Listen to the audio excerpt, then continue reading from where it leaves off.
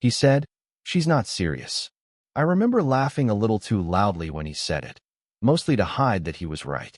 It was a Tuesday, the kind that smelled faintly of burnt coffee and machine oil. The shop was half lit, one of the overhead bulbs flickering in that slow, stubborn way that makes silence louder. I was elbow deep in a busted carburetor when she walked in, or, more accurately, when I noticed her. She'd probably been there for a minute, waiting. Miss Hale. That's what we called her at the garage. Her sedan was old but clean, like her, edges softened by time, but there was still something steady about her. A quiet sort of composure, like she knew exactly how much space to take up. "Sorry," I said, wiping my hands on a rag. "Didn't hear you come in." She smiled a little, not in the polite way people do when they don't mean it. It was real, small, almost tired. "You were listening to the engine," she said. I didn't want to interrupt. The thing is, she could have. I wouldn't have minded. Most people dropped their keys and left. She stayed, leaned on the counter, and watched the rain start against the big glass doors. I tried not to stare, but her reflection in the window, her hand tracing lazy circles on the countertop, it pulled at something I didn't recognize. "You work too much," she said, after a while. I could say the same. I shot back, without thinking. She gave me a look, one of those soft, knowing ones that says more than words. "Maybe," she said, her tone almost playful, almost not. "But I don't pretend it means anything." That's when my buddy, Matt, from the back, called out, half joking, "She's not serious, man. Don't bother." And I, still watching the way her fingers paused mid-circle, said without looking away, "Then I'll be serious enough for both." It wasn't a line. It wasn't even something I meant to say. It just slipped out, raw and stupid, and the silence that followed felt like I'd crossed into something I didn't understand. Her eyes lifted, slow, deliberate. She didn't smile, didn't frown, just studied me for a beat too long. Then she said, quiet but clear, "Be careful with that kind of seriousness." She left soon after. Her perfume lingered longer than she did. I spent the next 10 minutes pretending to fix an engine I'd already finished. My hands were steady, but my head wasn't. When I locked up that night, her car was still parked across the street, under the flickering streetlight. I stood there, just watching the rain slide down her windshield. She wasn't inside, just the empty car, like a question left unanswered. I told myself it didn't mean anything. People forget to move their cars all the time. Still, I checked the spot again on my way home. Just once. The next morning, the smell of oil and rain hadn't left the shop. Neither had her voice. "Be careful with that kind of seriousness." I didn't know what she meant, not really. But the way she said it, it stayed. And maybe that's when it started. Not a feeling. Not yet. But the shape of one. Something unspoken, hanging there between her reflection and my silence. Something that hadn't found its name. Yet. The second time she came in, it wasn't for her car. She said she'd just been passing by, though her voice caught a little on the words, like even she didn't fully believe it. It was early evening. The air smelled of dust and rain again, and the lights above the workbench hummed low, the kind of hum that fills empty spaces. I was cleaning up, grease-stained hands moving without thought, when her shadow slipped across the floor toward me. "Do you still take late repairs?" she asked, half smiling. "I think my headlights decided it doesn't want to work at night." "Only if you promise not to watch too closely," I said. She tilted her head. "Why is that?" "Because it makes me nervous." Her laugh, quiet, almost embarrassed, filled the space like a secret. She leaned against the wall, crossing her arms. I could feel her watching, but it wasn't the kind of attention that demanded anything. It was just present, a steady warmth in the periphery. I worked slowly, maybe on purpose. Her car didn't really need fixing. It just needed her to stay long enough for whatever this was to stretch into something we couldn't name yet. At one point, she moved closer, holding the flashlight when I pretended I needed help. Her fingers brushed mine once, accidental, but not completely. There was a pause after that, a short, breathless silence that felt bigger than the small space we stood in. She said, almost to herself, "You remind me of someone I used to know." I didn't ask who. I just said, "I hope that's a good thing." "It isn't," she murmured. Then, Catching herself, added softly, "Not your fault." For the first time, she didn't seem composed. Her posture folded a little, like the weight she carried had slipped through the cracks of her self-control. I caught the faint tremor in her hands when she passed the flashlight back to me. Not fear, more like restraint. The light reflected off her wrist, where a faint line of pale skin broke through her tan, the ghost of a ring once worn. She noticed me noticing, and her hand dropped fast. "You look tired," I said, before I could stop myself. She exhaled a quiet laugh, more air than sound. "That's generous. I feel unfinished." I didn't know what to say to that, so I just nodded, still crouched by her front tire, pretending to tighten a bolt that didn't need tightening. When I stood up, she was already looking at me, eyes softer than before, but unreadable. "You shouldn't take me too seriously," she said, "the same way people warn you not to touch a hot stove." "Too late," I said quietly.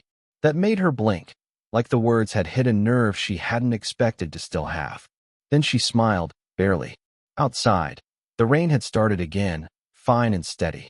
She lingered by the doorway, watching it fall, before finally saying, "You should lock up soon." I said I would, but I didn't.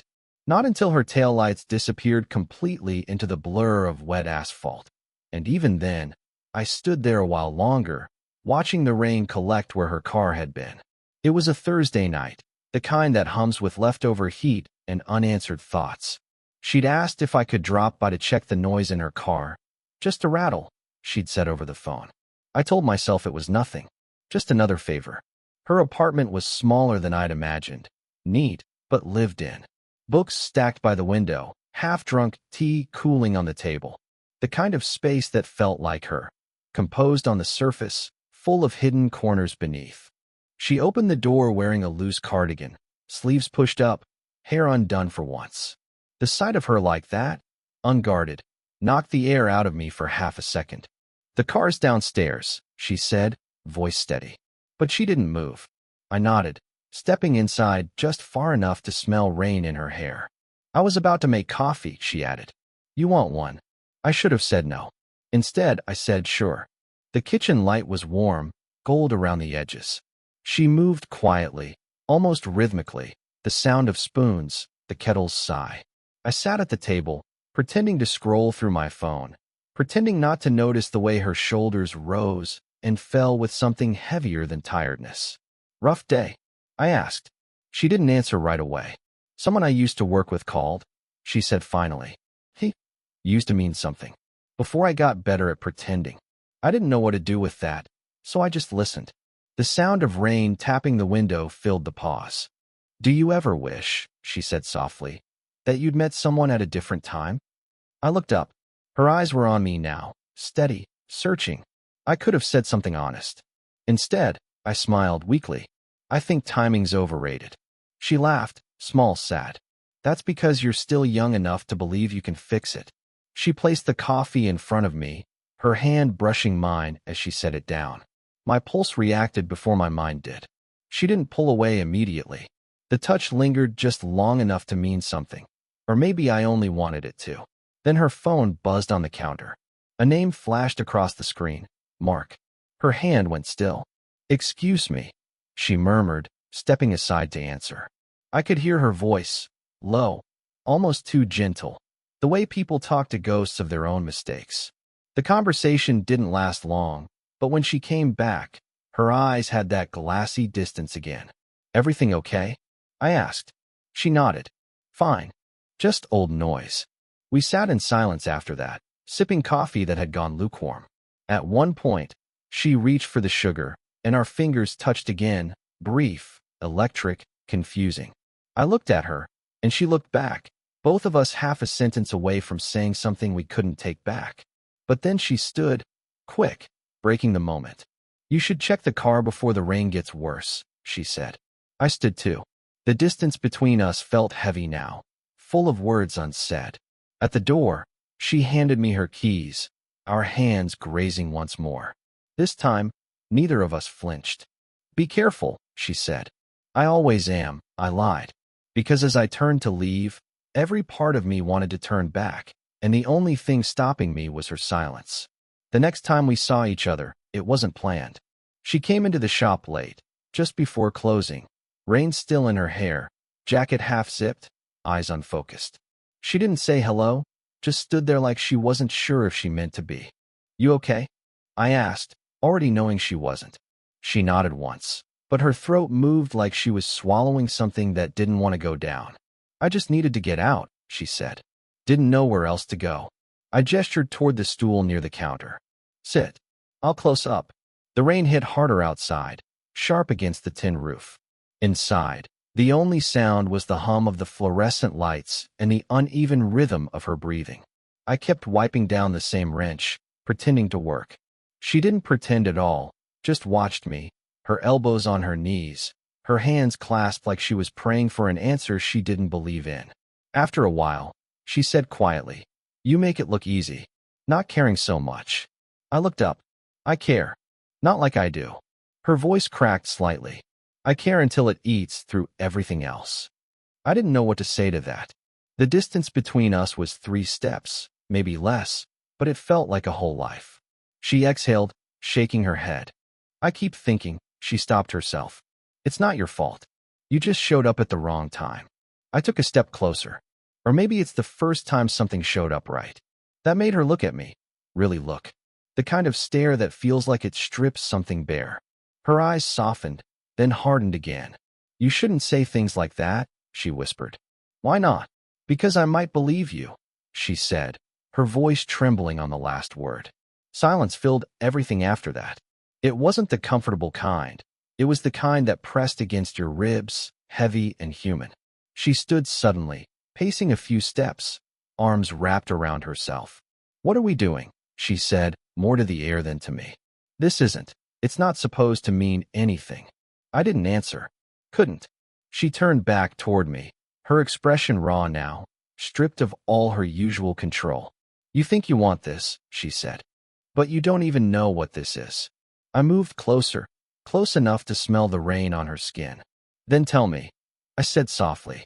Her eyes glistened in the dim light. She opened her mouth, then stopped. Her breath caught, a sound between a sigh and a sob. "I can't," she said finally. "Because if I say it out loud, it becomes real." For a long time, neither of us moved. The rain eased, and the quiet grew thick again. When she finally walked out, she didn't look back. The door clicked shut, and the shop felt too big, too bright, too empty. And all I could think was, she wasn't running from me. She was running from the moment we almost had. I didn't see her for a week after that night. The silence stretched too long, long enough that I started to believe I'd imagined all of it. Maybe she decided it was better that way. Maybe I should have. Then one morning, before the shop opened, I found an envelope taped to the door. No name, just a grease smudge that looked suspiciously like the one from my own hand. Inside was a photo, faded, old, worn around the edges. Her, standing next to a man about my age. He had the same uncertain smile I used to wear around her. There was a note on the back, written in the kind of handwriting that looks like someone trying too hard to stay steady. Asterisk. I thought I'd stopped repeating my mistakes. Asterisk. I didn't move for a while. Just stood there, holding that sentence like it could break. That afternoon, she showed up, not to explain, just to be there. She looked tired, not in the way that sleep could fix, but in the way people look when they've been trying to outrun their own memories. "You got it," she said quietly, eyes on the photo I'd left on the counter. "Yeah," I said. "I did." She took a breath, bracing herself. His name was Evan. He was 24. I was 39. Everyone told me it was wrong. They weren't completely wrong. I didn't interrupt. The air between us felt like glass. "He died," she said after a pause. "Accident. Nothing to do with me. But everything after that did." Her voice faltered on the last word. I wanted to say something, anything, but the truth was, nothing I could say would sound real enough. So I just listened. I thought if I stayed busy, quiet, small, I could keep from becoming the kind of person who ruins people just by loving them. She gave a hollow laugh. "Then you showed up. Same energy, same kindness. You even tilt your head the way he did when you're trying to understand something." That last part landed like a punch I hadn't seen coming. "I'm not him," I said softly. "I know," she whispered. "That's the problem. Outside, a car passed, headlights dragging across the wall like ghosts moving through the room. "You don't have to fix me," she said, eyes still down. "I wasn't trying to." "Yes, you were. You just didn't know that's what you were doing." We stood there, the sound of rain faint through the roof, softer this time, almost tender. She reached out, brushing the back of her hand against mine. It wasn't a touch meant for comfort or desire. It was an apology, small and trembling. "I should have never come back," she said. "Maybe you should have," I replied, though it came out more like a confession than a defense. She looked at me then, really looked, and for the first time, I saw it. Not her composure, not her guilt, but the exhaustion of someone who's been holding on too long. Her hand fell away. She smiled, barely. "Then I hope you're strong enough," she said quietly. "For what?" "To mean it." And before I could ask what that meant, she walked out, leaving the photo on the counter and a silence I didn't know how to fill. She came back on a Sunday. The shop was closed, but the door wasn't locked. I'd stayed late, pretending to organize the tool chest that hadn't been organized in years. When she stepped in, I didn't startle. Maybe I'd been waiting for it without knowing. She looked different this time. No coat, no makeup, no guard. Just a plain sweater, damp at the shoulders from the drizzle outside. Her eyes were calm in a way that scared me, like she'd already made peace with something I hadn't yet understood. "I didn't come to apologize," she said, voice low, measured. "You didn't do anything wrong." I nodded, though she wasn't looking for my approval. "I kept thinking if I stayed away long enough, it would fade," she continued. "But it doesn't. It just settles. Quieter. Deeper." I leaned against the counter, pretending to focus on a wrench in my hand. "That sounds a lot like not fading." She smiled faintly. "You always catch the parts one don't say." There was no heat between us anymore. Not the kind that demanded, not the kind that burned. Just warmth. Familiar, fragile, terrifying in its simplicity.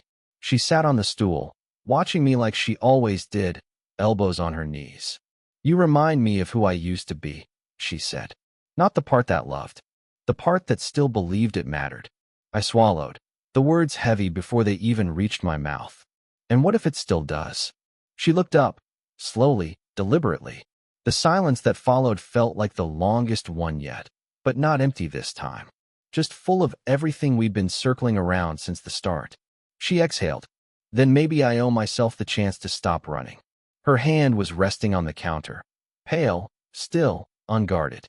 Mine was beside it, just close enough for our fingers to almost touch. I didn't move first. She did. It wasn't a grand gesture, just the faintest brush of her fingertips over my knuckles.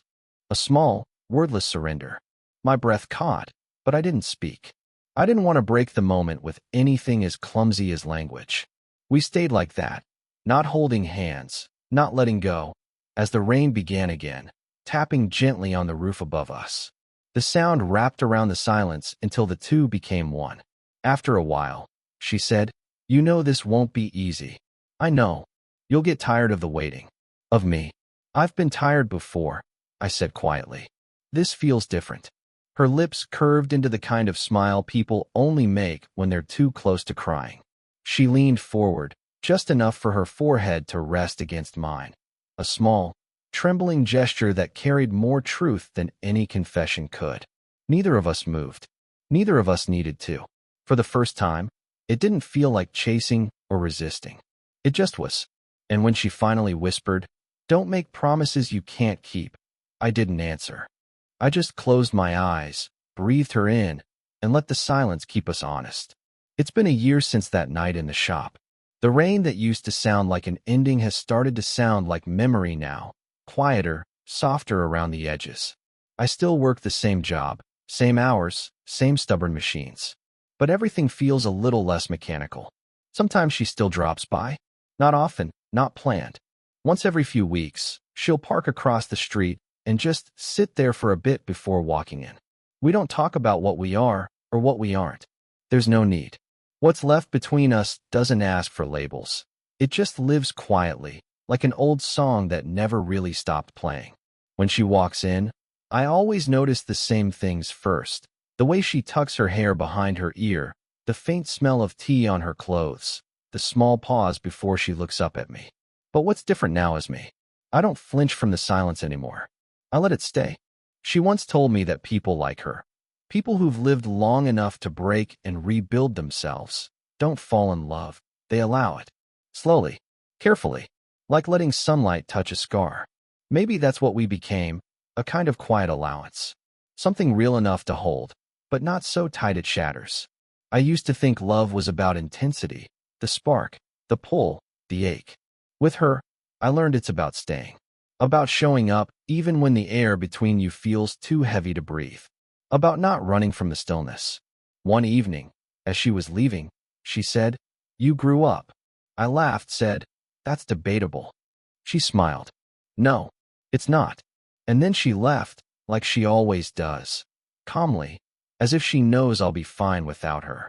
And the strange thing is, she's right. I don't need her to stay to know what we were. Because love, I've learned, isn't always a story with a middle and an end. Sometimes it's just a moment that teaches you how to be gentler, with others and with yourself. I think that's what she gave me. Not forever, just permission, to feel, to falter, to try again. Every now and then, when I lock up late, I still look at the spot where her car used to park. The pavement there holds the faint outline of tire marks, washed and rewritten by a dozen rains since. But I see it anyway. Not with regret, not even with longing, just with gratitude for the quiet kind of love that changed everything, without ever asking to stay. If you've ever had someone like that, someone who walked in, shifted your whole world, then left you better, tell me in the comments. I'd like to know how your silence sounded, too.